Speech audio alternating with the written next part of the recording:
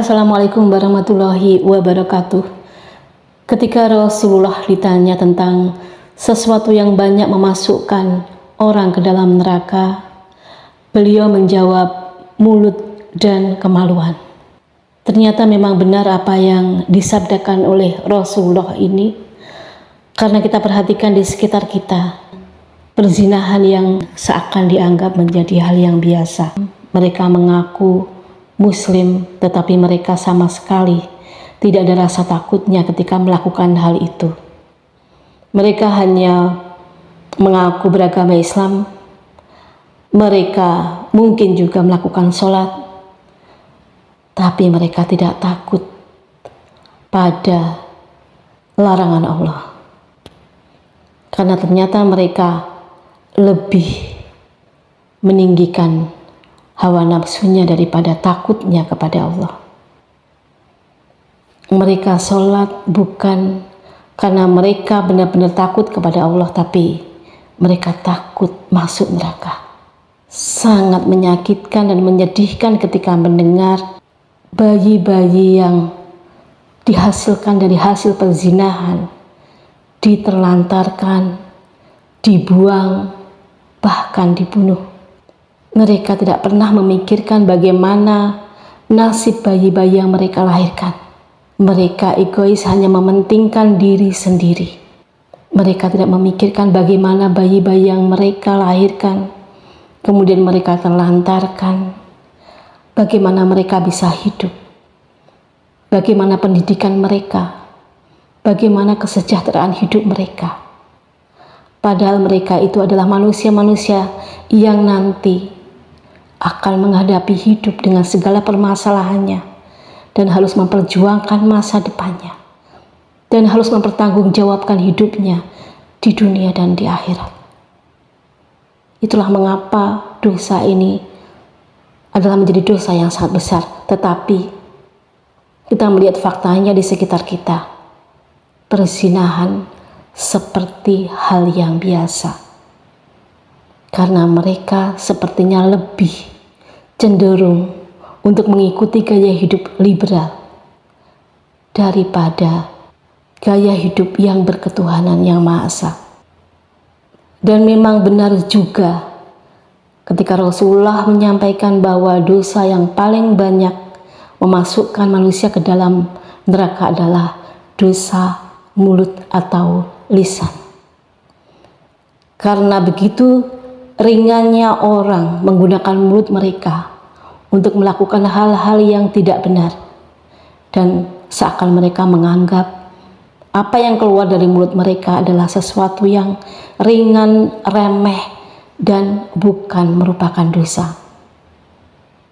Karena dianggap ringan dan remeh, maka mereka lakukan itu dengan tidak ada beban sama sekali dan berulang-ulang tanpa merasa bahwa apa yang mereka katakan, apa yang mereka sampaikan lewat mulut mereka akan berdampak besar dalam kehidupan, baik dirinya maupun bagi orang lain.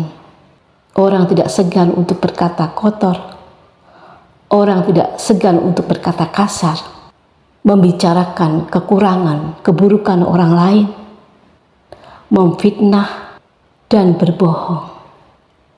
Dan yang paling menyedihkan sekarang ini kita lihat, mereka-mereka yang seharusnya memberikan contoh, menjadi panutan banyak orang, ternyata justru mereka banyak melakukan dosa dari mulut mereka dengan kebohongan-kebohongan.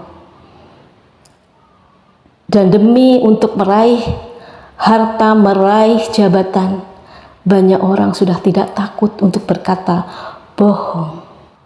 Mulut mereka dengan hati mereka dan perbuatan mereka tidak berkesesuaian, tetapi mereka tidak takut ketika Allah mengetahui itu semuanya. Mereka lebih takut tidak mendapatkan harta atau jabatan. Padahal mereka juga bukan orang-orang yang miskin. Mereka orang-orang yang sudah kaya, sejahtera, dan orang-orang yang sudah diberikan rezeki banyak oleh Allah. Tetapi demi memuaskan kerakusan mereka, mereka berani menggunakan mulut mereka untuk berubah-ubah, menutupi keburukan mereka, mengaburkan fakta yang sebenarnya mereka lakukan. Dan untuk meraih jabatan, untuk meraih suatu tempat yang mereka inginkan, mereka tidak takut membodohi orang lain dengan mulut mereka. Padahal harta, jabatan akan mereka nikmati dalam jangka waktu berapa tahun? Secara logika, akankah mereka menikmati itu semua sampai ratusan tahun? Insya Allah tidak. Karena sekarang jatah umur kita itu rata-rata tidak sampai 100 tahun. Subhanallah, mereka lebih memilih kejayaan di dunia dengan membohongi banyak orang daripada memilih kehidupannya lebih kekal yang dijanjikan oleh Allah dengan disediakannya surga nanti. Mereka memilih sesuatu yang hanya sementara waktu, sedangkan mereka tidak memikirkan bagaimana kedepannya nanti setelah mereka menghadap kepada Tuhannya, karena mereka semuanya pasti akan menghadapi kematian.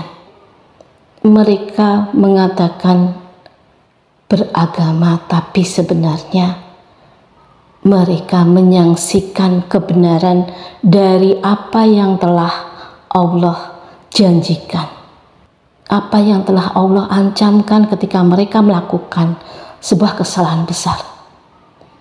Bahkan dari lisan ini pula bisa menjerumuskan orang-orang Islam ke dalam golongan orang-orang munafik. Dan orang-orang munafik ini di dalam Al-Quran sudah jelas dapat ancaman neraka terbawah.